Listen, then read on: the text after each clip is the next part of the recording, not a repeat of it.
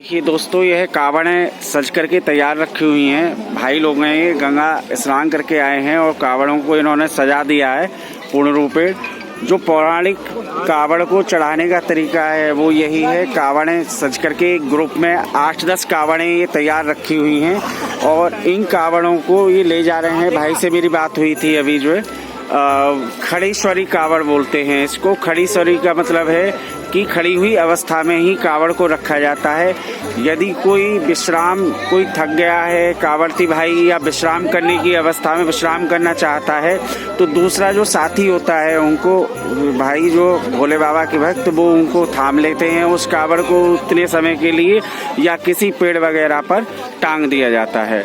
और ये 9 कावड़ें सज करके, एक साथ 9-10 कावड़ हैं जो रखी हुई हैं तैयार, जो है एक साथ एक ग्रुप में रखी हुई हैं और ये इनको लेकर के एक ग्रुप में ही चलेंगे और अपने जहाँ भी इनका मंदिर होगा वहाँ पे कल को जलाभिषेक करेंगे भोले बाबा का।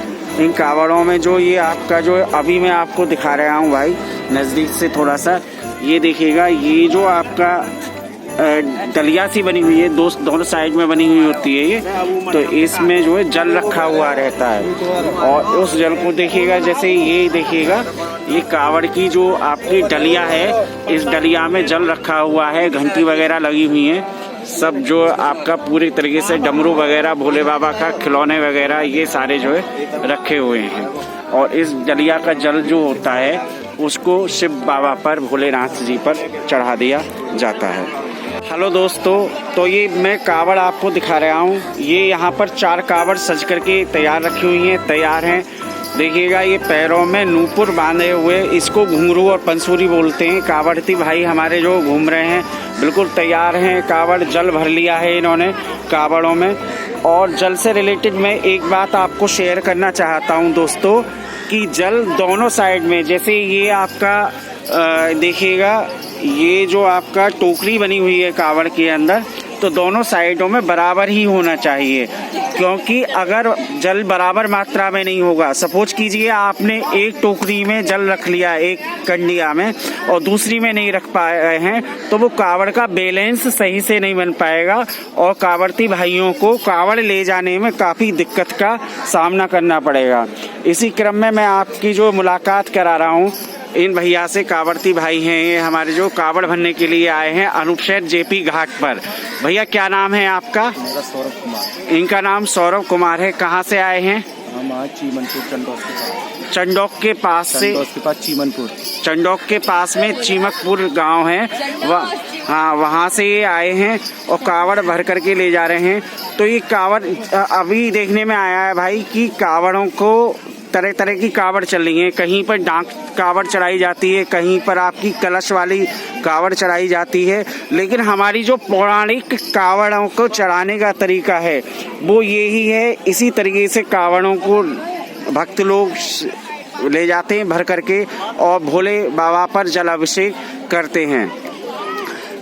कावड़ों को सजाने का तरीका जो है, वो जो प्राचीन तरीका है, वो हमारा यही है। तो इस सब कावड़ को चढ़ाने के बाद में आप जल, तो एक बात और मैं पूछना चाहता हूँ कि जल तो भोले बाबा पर चढ़ा देते हैं, फिर कावड़ का क्या करते हैं? ये जो सामान आपने सजाया है भैया, सारा जो अपने मतलब इसमें मेहनत की है, इसका आप क्या करते हैं? इस सामान का क्या करते हैं? अपने फैमिली बच्चों को ले जाते हैं, अच्छी लगती है वो सोते देखकर। अच्छा, ये फैमिली खिलौने वगैरह और डमरू वगैरह जो लगे हुए हैं, फोटो वगैरह लगे हुए हैं, रुमाल वगैरह लगे हुए हैं, और आपका गौरा मैया का श्रृंगार है, आपका जो चूड़ियाँ वगैरह भी यहाँ पर लगी हुई हैं।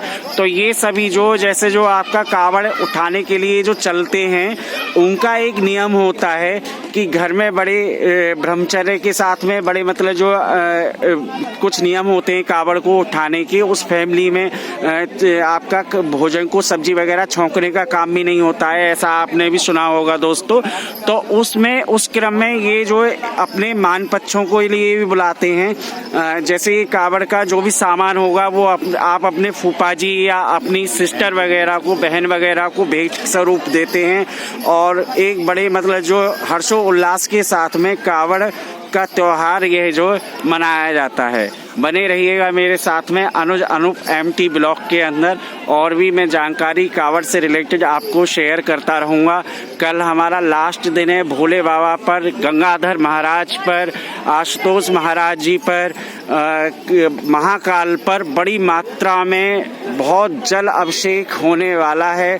और यह जल अभिषेक, ये महाशिवरात्रि का जो पर्व मनाया जाता है, ये मनाया जाता है भोले बाबा की जो आपका गौरा जी से विवाह हुआ है, शादी हुआ है, वो दिन है ये शादी का दिन। और इस दिन पूरे मनोयोग से भोले बाबा पर जल चढ़ाते हैं लोग बाग, और कहते हैं कि इस दिन महाशिवरात्रि के दिन यदि आप भोले बाबा पर जल का अभिषेक कर रहे हैं तो आपकी जो भी मनो इच्छा होती है, मन की इच्छा होती है, वो अवश्य पूर्ण होती है।